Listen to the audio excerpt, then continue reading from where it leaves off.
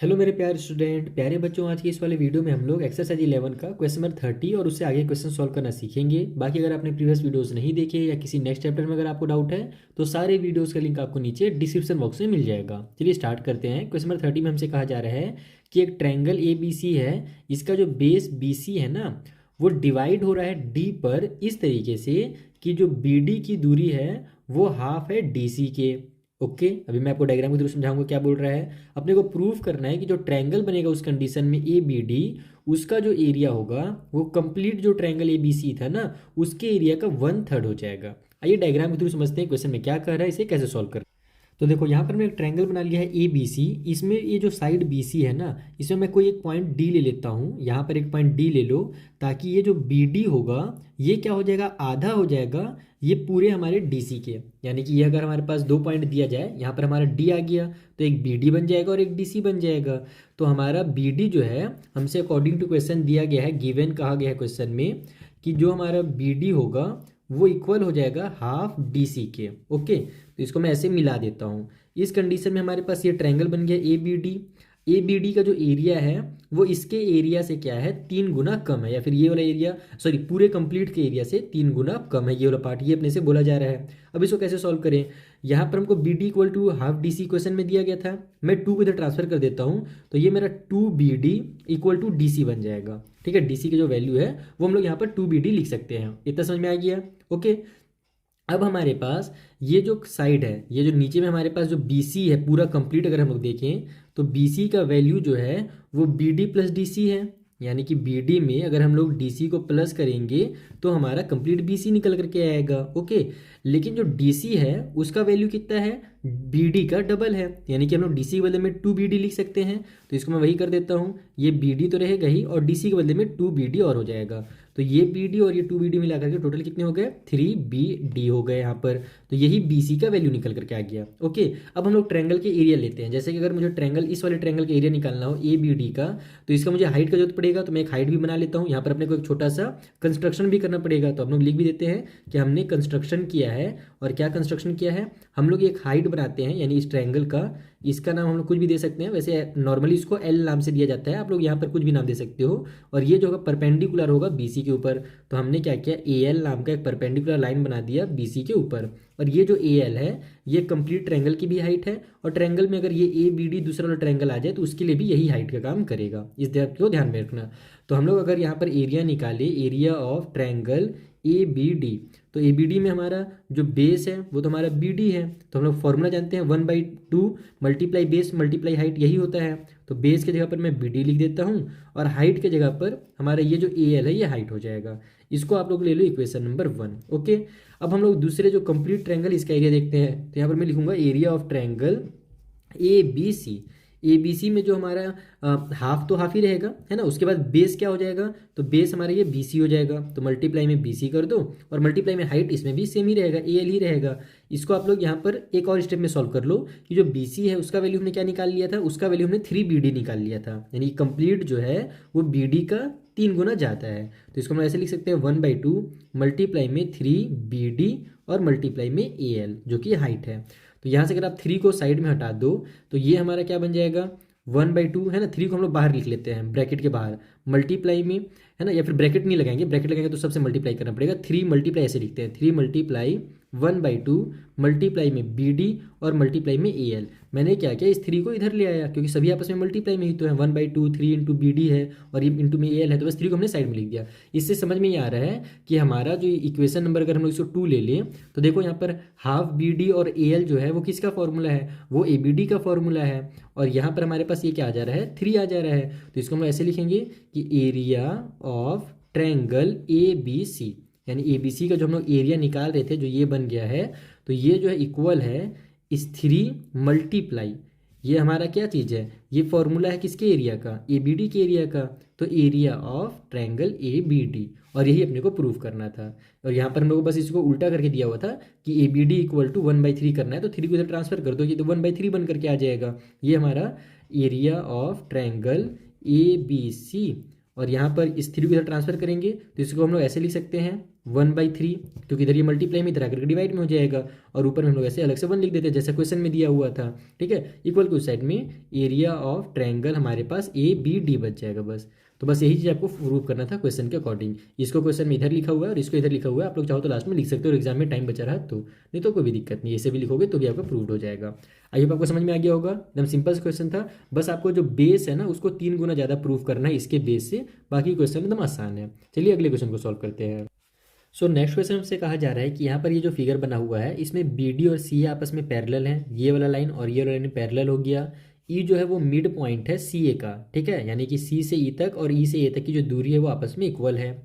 उसके अलावा बोल रहा है जो BD है ना, ये वाला जो साइड है वो हाफ है CA का, यानी C अगर हम लोग कंप्लीट देखें तो उसका ये आधा है। तो अपने को ये प्रूव करना है कि जो ट्रायंगल बन रहा है ABC, देखो ABC ये कंप्लीट जो बड़ा सा ट्रायंगल दिख रहा है ना, इसका जो एरिया होगा वो डबल होगा DBC के एरिया के। तो DBC ये वाले ट्रायंगल के एरिया का ये वाला एरिया जो होगा वो डबल होगा, यही अपने को यहाँ पर प्रूव करना है। आइए सॉल्व करते हैं। तो देखो इस फिगर में हमें ये प्रूव करना है, ठीक है। तो सबसे पहले हमसे क्या बोला गया था कि जो E है वो मिड पॉइंट है हमारे AC का, इस टाइप से बताया गया था। तो इसका मतलब क्या हुआ कि AE और जो EC होगा वो आपस में इक्वल होगा, तो वो चीज़ हम लोग लिख लेंगे, E इज मिड पॉइंट, ठीक है, मिड पॉइंट ऑफ AC, इसीलिए हमारा जो AE होगा वो इक्वल हो जाएगा EC का। इतना समझ में आ गया। उसके अलावा दूसरे चीज हमसे क्या बोला गया था कि हमारा ये जो BD है ना, ये क्या है, हाफ है इसके, यानी कि AC का ये आधा है। तो इसको हम लोग लिख लेते हैं कि जो BD है वो हमें बताया गया है क्वेश्चन में, ये हाफ है हमारे AC के, ठीक है। ये अपने को क्वेश्चन में गिवन था, तो यहाँ पर हम लोग गिवन लिख देंगे। तो अगर ये हमारा आधा है, जो BD है ये आधा है पूरे AC का, और हम लोग क्या जानते हैं कि AE और जो हमारा EC है ये दोनों भी क्या है, कंप्लीट के आधे हैं। तो यहाँ पर हम लोग इसको भी लिख सकते हैं कि ये भी जो है AE और EC जो है ना वो आधा है AC का। तो यहाँ से हमको ये समझ में आ गया कि जो BD होगा ये भी इन दोनों के ही बराबर होगा।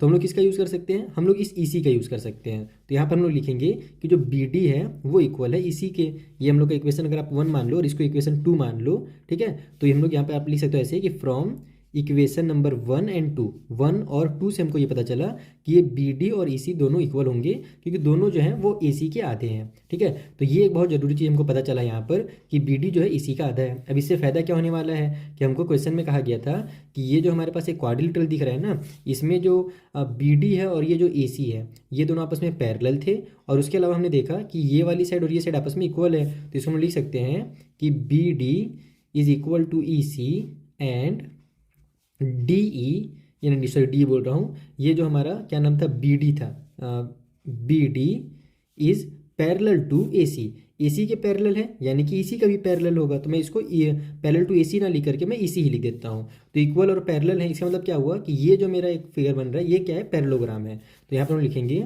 सो जो हमारा क्वाड्रिलेटरल BCED है ये क्या है, एक पैरेललोग्राम है, ठीक है। अब अगर ये पैरेललोग्राम है तो इसके अपोजिट जो लाइंस होंगे वो पैरेलल हो जाएंगे। यहाँ से ये समझ में आ गया अपने को। अब हम लोग यहाँ पर अगर अपोजिट लाइंस इक्वल अरे पैरेलल है, ये वाला लाइन और ये लाइन पैरेलल है, ये वाला और ये वाला तो शुरू से ही पैरेलल दिया हुआ था, तो अंदर में जो ट्रायंगल बनेंगे इन दो पैरेलल लाइंस के बीच में उनका एरिया क्या होगा, इक्वल हो जाएगा। तो यहाँ पर हम लोग लिखेंगे कि हमारा जो ट्रायंगल DBC बन रहा है और इधर से हमारा जो ट्रायंगल ECB बन रहा है या फिर EBC, DBC नाम दे दो और EBC नाम दे दो, तो ये वाला ट्रायंगल का, ठीक है, और इधर वाले ट्रायंगल का जो एरिया होगा इक्वल हो जाएगा, क्योंकि ये दोनों सेम पैरेलल के नीचे बीच में बन रहे हैं और इनका जो बेस है दोनों का सेम है। तो मैं वही लिख लेता हूँ कि हमारा जो एरिया होगा, एरिया ऑफ ट्रायंगल DBC वो इक्वल हो जाएगा एरिया ऑफ ट्रायंगल हमारा EBC, ठीक है, EBC। और दोनों का एरिया इक्वल क्यों है यही आपको एग्जाम में बताना पड़ेगा। तो यहाँ पर आपको साइड में लिखना पड़ेगा कि ये जो है ना ट्रायंगल्स हैं, ट्रायंगल्स बिटवीन सेम पैरेलल के बीच में है एंड विथ सेम बेस, इन दोनों का जो बेस है वो भी सेम है, इसीलिए ये दोनों क्या हो गए, इन दोनों का एरिया आपस में इक्वल हो गया। ये थ्योरम हमने आपको पहले ही बता रखा है, ओके। तो अब हम लोग को इसको इक्वेशन नंबर आप लोग 3 मान लो। अब आगे बढ़ते हैं हम लोग यहाँ पर क्या करेंगे कि ये जो हमारा ट्रायंगल ABC बन रहा है इसमें E जो है वो क्या कर रहा है, मिड पॉइंट है। इसके अंदर जो BE है वो क्या हो जाएगा, मीडियन हो जाएगा। और अगर BE मीडियन हो गया तो ABE और EBC इन दोनों का जो एरिया होगा वो क्या होगा, आपस में इक्वल हो जाएगा। तो इसको हम ऐसे लिखेंगे कि हमारा इन ट्रायंगल ABC के अंदर जो BE है वो क्या कर रहा है, मीडियन है, BE इज मीडियन। तो अगर ये मीडियन है तो इन दोनों ट्रायंगल का, यानी कि अगर BE को हम लोग देखें तो इसके इधर जो ट्रायंगल बन रहा है ABE और इधर नीचे EBC, इन दोनों का एरिया आपस में इक्वल हो जाएगा, दोनों जो होंगे ना ABC के आधे हो जाएंगे। तो वो लिख लेता हूँ मैं, जो ट्रायंगल हमारा ABE है उसका एरिया इक्वल हो जाएगा एरिया ऑफ ट्रायंगल EBC के। ठीक है, यहाँ पर भी एरिया लिख ही देता हूँ जब इतना मेहनत कर रहा हूँ तो। और दोनों इक्वल क्यों है, क्योंकि दोनों जो होंगे आधे हो जाएंगे, किसके आधे हो जाएंगे, तो ट्रायंगल ABC के आधे हो जाएंगे, है ना, इसके एरिया के आधे हो जाएंगे यानी कि। तो इसीलिए हमारे ये दोनों आपस में इक्वल हो गया। इसको आप लोग ले लो इक्वेशन नंबर 4। अब यहाँ से हम लोग क्या करेंगे, ये हमने देखा था EBC और DBC आपस में इक्वल थे, और EBC जो है वो आधा है ABC का। तो हम लोग क्या करेंगे, इसका यूज़ करने वाले हैं, क्योंकि हमको DBC और ABC को भी बोला गया था ना। तो हम लोग इसको ऐसे लिख सकते हैं कि हाफ ऑफ ट्रायंगल ABC जो होगा ये इक्वल हो जाएगा हमारे DBC के। ठीक है, DBC का। और ये हमको पता कैसे चला, तो इक्वेशन 3 और 4 से पता चला। तो यहाँ पर आप लोग वो चीज़ को भी लिख लेना कि फ्रॉम इक्वेशन 3 एंड 4 हमारा हाफ जो ABC का होगा वो DBC के भी बराबर हो जाएगा, क्योंकि DBC और EBC बराबर है, और जो EBC है वो हाफ ABC के बराबर था। तो इसीलिए हमारा ये दोनों भी आपस में इक्वल हो जाएगा। अब हमको क्या करना है, इस 2 को इधर ट्रांसफर कर देना है, 1/2 इधर जाएगा तो 1 नीचे हो जाएगा, जिसको लिखने की जरूरत नहीं है, 2 हमारा ऊपर में हो जाएगा। तो हम इधर लिखेंगे एरिया ऑफ ट्रायंगल ABC जो होगा वो इक्वल हो जाएगा double of area of triangle DBC के। और यही अपने को यहाँ पर प्रूव करना था। तो इस तरीके से आपको इस क्वेश्चन को सॉल्व करना था। आई होप आपको भी अच्छे समझ में आ गया होगा। एक बार प्रैक्टिस करोगे ना तो बहुत क्लियरली समझ में आ जाएगा, ज़्यादा मुश्किल इसमें कुछ नहीं है। ठीक है, चलिए जो अगला क्वेश्चन है उसे सॉल्व करते हैं। सो नेक्स्ट क्वेश्चन में बोल रहा है कि यहाँ पर जो आपको एक फिगर दिख रहा है इसमें एक पेंटागन छुपा हुआ है जिसका नाम है ABCDE। देखो यहाँ पर है ना, ABCD और E। अगर आप ध्यान से देखोगे तो आपको यहाँ पर एक पेंटागन छुपा हुआ दिखेगा। इसमें जो EG है, EG कहाँ है भैया, ये वाली लाइन वो पैरेलल है DA के, इस वाले लाइन के पैरेलल है। ये दोनों लाइन आपस में पैरेलल हैं, और ये मीट कहाँ पर हो रहे हैं, G पर मीट हो रहे हैं, है ना।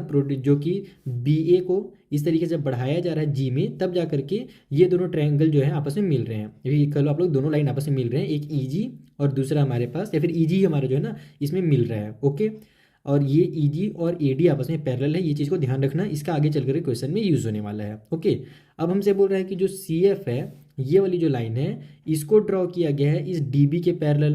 अगर DB को देखा जाए तो वो दोनों आपस में पैरेलल हैं, ये भी ध्यान रखना कि ये भी आगे चल करके यूज़ होगा। और ये जो CF है वो कहाँ पर मिल रहा है, तो AB को जब प्रोड्यूस किया गया है F पर, तब जा करके CF वहाँ पर बन रहा है। हमको ये शो करना है कि जो पेंटागन ABCDE है ना उसका जो एरिया होगा वो ट्रायंगल DGF के एरिया के बराबर होगा। तो DG और F, ये बड़ा सा एक ट्रायंगल जो आपको दिख रहा है उसका एरिया और इस पेंटागन के एरिया को आपस में इक्वल प्रूव करना है। बहुत ही सिंपल है, बस थोड़ा सा कंफ्यूजिंग डायग्राम दिख रहा है, मकड़ी के जाले की तरह, स्पाइडरमैन की तरह। बाकी सॉल्व आसानी से होगा, ये समझते हैं कैसे करना है। तो देखो, अगर मुझे एरिया निकालना हो ABCDE का, यानी कि ये जो पेंटागन है ABCDE, तो इसका एरिया मैं कैसे निकाल सकता हूँ। इसके लिए मैं काम क्या करूँगा, इस पेंटागन को 3 बराबर बराबर पार्ट में डिवाइड, बराबर रहे या मत रहे उससे मतलब नहीं है, लेकिन 3 पार्ट्स में मैं डिवाइड करूँगा।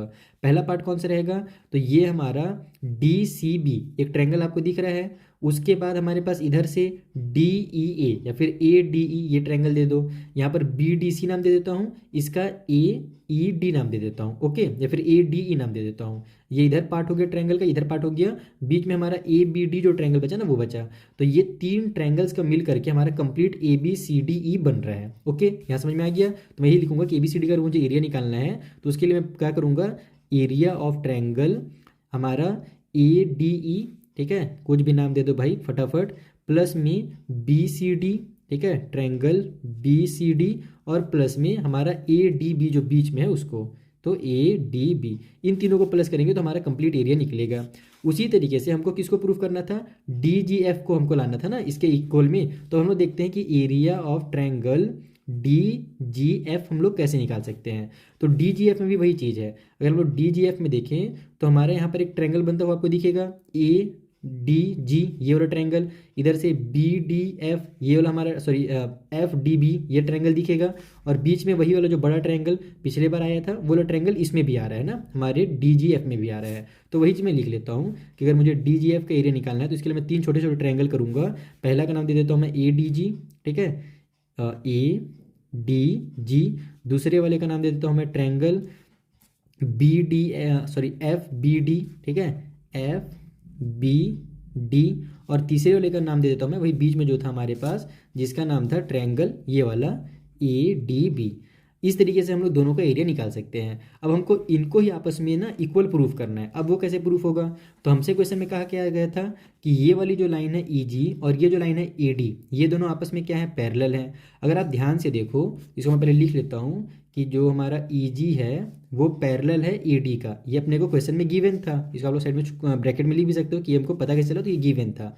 तो इन दोनों के बीच में कौन कौन से ट्रायंगल बन रहे हैं, देखो दो पैरेलल लाइन के बीच में एक हमारा ये वाला ट्रायंगल बन रहा है, ADG बन रहा है, और दूसरा कौन सा ट्रायंगल बन रहा है, ये वाला ट्रायंगल बन रहा है जिसका नाम ADE है। तो हम लोग क्या जानते हैं, दो पैरेलल के बीच में अगर सेम बेस के साथ दो ट्रायंगल बनते हैं तो उन दोनों का एरिया इक्वल होता है। तो यहाँ पर हम लिखेंगे सो हमारा जो एरिया होगा ट्रायंगल ADG का वो क्या होगा, इक्वल हो जाएगा एरिया ऑफ ट्रायंगल ADE के। ठीक है, और ये दोनों को कैसे पता चला, क्योंकि आपस में पैरेलल थे। आप लोग साइड में लिख भी सकते हो कि इनका जो बेस है वो सेम है, क्योंकि ये हमारे विथ सेम बेस, ठीक है, इनका बेस सेम है एंड बिटवीन सेम पैरेलल्स, और ये दोनों सेम पैरेलल के बीच में भी हैं, सेम बिटवीन सेम पैरेलल्स। ठीक है, तो यहाँ से हमारा इन दोनों का एरिया इक्वल हो गया। उसी तरीके से सिमिलरली अगर आप दूसरी तरफ देखो, सिमिलरली हमारा अगर ये वाला लाइन और ये लाइन पैरेलल हो, CF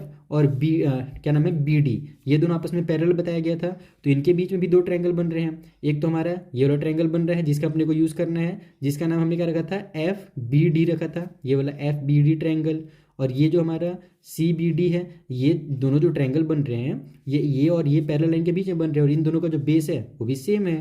तो यहाँ पर हम लिखेंगे कि हमारा जो BD है, ठीक है, वो पैरेलल है, सॉरी पैरेलल है CF के, और इसीलिए हमारा जो ट्रायंगल बन रहा है जिसका नाम हमने FBD रखा था वो क्या होगा, इक्वल हो जाएगा हमारे ट्रायंगल BCD के। ठीक है, BCD कौन सा, जो पहले हमने ऊपर में यूज़ किया था, इस वाले के BCD, इस वाले के इक्वल हो जाएगा। और इसका भी रीजन सेम टू सेम यही रहेगा, तो आप लोग यहाँ पर उतार सकते हो कि इसका भी जो सेम पैरेलल क्या बोलते हैं, बेस सेम है, और दोनों जो है बिटवीन सेम पैरेलल के बीच में है।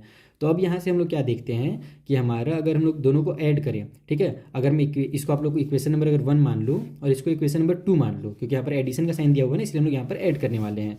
तो आप लोग लिखो फ्रॉम इक्वेशन 1 + 2, इक्वेशन 1 2 का ऐड करेंगे तो लेफ्ट लेफ्ट वाला ऐड हो जाएगा।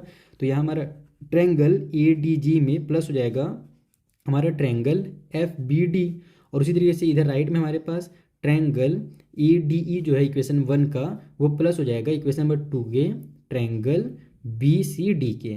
अब देखो हमारा ADG FBD आ गया, राइट में हमारा ADE BCD आ गया, जो कि हमने शुरू में लिया था। बचा क्या, ADB बचा, तो हम लोग लिख देते हैं कि ऐड करते हैं हम लोग, है ना, क्या ऐड करेंगे, तो ट्रायंगल ADB को हम लोग दोनों साइड, ऑन बोथ साइड, क्योंकि हम जानते हैं किसी भी इक्वेशन में अगर इक्वल के दोनों साइड किसी भी नंबर को ऐड किया जाए, किसी भी चीज़ को ऐड किया जाए, तो उसका जो क्या बोलते हैं बैलेंस है वो बना रहता है, और वो इक्वल ही कहलाता है, चेंज नहीं होता है। तो यहाँ पर अगर हम लोग इसको ऐसे लिखें कि हमारा जो ADG है और ट्रायंगल FBD है, इसमें प्लस हो जाएगा हमारा ट्रायंगल ADB। ठीक है, और उसी तरीके से राइट साइड में हमारे पास ADE में जो पहले से ऐड है BCD, उसमें भी हमारा प्लस हो जाएगा ट्रायंगल ADB। और इससे क्या हुआ कि हम लोग अगर यहाँ पे ध्यान से देखें, अगर हम लोग इसको इक्वेशन नंबर 4 मान लें, ठीक है, और ये जो पहला वाला था ना, ये दोनों को हम लोग इक्वेशन 4 ने से 4 मानने की भी जरूरत नहीं है। आप लोग यहाँ पर अगर ध्यान से देखो तो हमारा ADB है ना, यानी कि ये वाला हम लोग का जो, इसको अगर हम लोग यहाँ पर ध्यान से देखें तो ये और ये इन तीनों का जो सम था वो क्या था, हमारा पेंटागन ABCD था। तो यहाँ पर हमारे पास कौन सा बनेगा, ये वाला, इसका जो सम होगा, इसके बदले में मैं क्या लिख सकता हूँ, एरिया ऑफ ABCD लिख सकता हूँ। तो इक्वल के राइट में पहले लिख लेता हूँ मैं एरिया ऑफ पेंटागन ABCDE, और उसी तरीके से इधर जो आया है ना हमारा वैल्यू, ये इसके बराबर है। देखो ADG यहाँ भी ADG, FBD यहाँ भी FBD, ADB आ गया तीनों ना, तो इसके बदले में मैं क्या लिख सकता हूँ, ट्रायंगल DGF लिख सकता हूँ। तो बस इधर आप लोग लिख दो ट्रायंगल DGF, और इसी चीज़ को उल्टा घुमा करके हमको क्वेश्चन में दिया हुआ है। तो आप लोग जब एग्जाम में बनाना तो इसको इधर लिख लेना और इसको इधर लिख लेना, आपका ये भी प्रूफ हो गया। तो इस तरीके से आपको प्रूफ करना था, बस नाम इतना बड़ा बड़ा है, इसी को बोल बोल कर मैं अभी थक जा रहा हूँ, और वीडियो भी थोड़ा सा थक जा रहा है, लेंथी हो जा रहा है, मेरा कहने का मतलब है। नहीं तो अदरवाइज ये क्वेश्चन बहुत ही आसान है, जब जो शांति से बनाओगे ना तो फटाफट बनेगा। मैं तो बोल रही हूँ थोड़ा सा और एक्स्ट्रा टाइम भी लग जा रहा है लिखने में मुझे, आप लोग बस फटाफट लिखते जाना, आपका ये क्वेश्चन ईजिली सॉल्व हो जाएगा। बस एक बार प्रैक्टिस जरूर कर लेना। चलिए जो अगला क्वेश्चन है उसे सॉल्व करते हैं। सो नेक्स्ट क्वेश्चन में से कहा जा रहा है कि यहाँ पर ये जो आपको फिगर दिख रहा है इसमें CE और AD आपस में पैरेलल है। तो CE ये वाली लाइन और AD ये वाली लाइन आपस में पैरेलल हो गई। CF और BA जो है वो भी आपस में पैरेलल है, तो CF और ये BA आपस में पैरेलल हो गई। हमको ये प्रूव करना है कि जो CBG ट्रायंगल है ना, CB और G यानी ये वाला जो ट्रायंगल है इसका एरिया इक्वल होगा AFG के। तो AFG यानी कि इस वाले के, तो इन दोनों को आपस में इक्वल प्रूव करना है। बहुत ही आसानी से प्रूफ हो जाएगा। आइए समझाता हूँ कैसे। तो देखो यहाँ पर मैंने रफली डायग्राम बना लिया है क्योंकि इसी में आपको समझ में आ जाएगा आसानी से। हमसे क्या बोला गया था कि जो CF है और ये जो BA है ये दोनों आपस में पैरेलल लाइन है ना, तो हमारा जो ट्रायंगल बन रहा है ना, ये दोनों ट्रायंगल यहीं पर तो बन रहा है। कैसे बन रहा है यहाँ पर वो देखो, हमारा जो CFB है, ठीक है, या फिर BFC इसका नाम दे देता हूँ और इसका AFC नाम दे देता हूँ। इन दोनों का जो बेस है वो CF है, ठीक है, और दोनों जो है CF और AB दो पैरेलल इनके बीच में बन रहे हैं। तो यहाँ हम लोग लिखेंगे कि जो एरिया है कौन से ट्रायंगल का, तो AFC का वो इक्वल है एरिया ऑफ ट्रायंगल BFC के, ठीक है।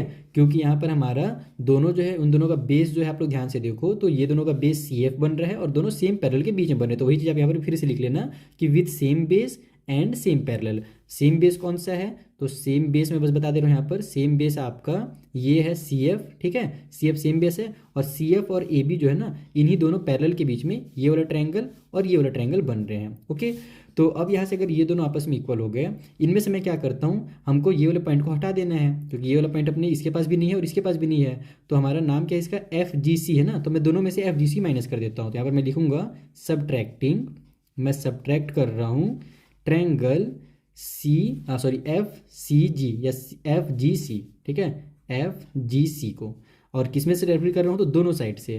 तो यहाँ पर ऑन बोथ साइड, ठीक है, बोथ साइड्स इस तरीके से आप यहाँ पर लिख लो। तो दोनों साइड से अगर आप FGC माइनस करोगे, देखो एक मैजिक होगा सिंपल सा, AFC में से माइनस कर दो ट्रायंगल FGC को, और उसी तरीके से जो हमारा BFC ट्रायंगल है उसमें से ही माइनस कर दो ट्रायंगल FGC को। तो अगर यहाँ AFC में से FGC माइनस होगा तो क्या आएगा, देखो AFC, इसमें से ये वाला पार्ट माइनस कर दो तो बचेगा क्या, ये वाला पार्ट बचेगा जिसका नाम हम लोग AFG रख सकते हैं, या फिर क्वेश्चन में क्या बोला था इसका नाम, हाँ AFG नाम ही दिया था। तो इसके बदले में इन दोनों माइनस करके मैं यहाँ पर लिख देता हूँ ट्रायंगल AFG, और इक्वल के उस साइड में भी देखो जो हमारे पास ये वाला BFC है, इसमें से अगर मैं ये वाला पार्ट को माइनस कर दूं, यहाँ पर FGC को माइनस कर दूं, तो बचेगा कौन सा, ये वाला पार्ट बचेगा जिसका नाम क्वेश्चन में CBG दिया हुआ है। इधर मैं ट्रायंगल CBG दे देता हूँ। बस यही तो अपने को प्रूफ करना था, CBG इक्वल टू AFG। बस क्वेश्चन में इसको इधर लिखा हुआ है और इसको इधर लिखा हुआ है। देखा कितना सिंपली प्रूफ हो गया। दूसरा वाला जो चीज़ आपको दिया था ना, ये वाला रियल लाइन पैरेलल, इसका जरूरत भी नहीं पड़ा हम लोग को, बस वो आपको कंफ्यूज करने के लिए दिया हुआ था।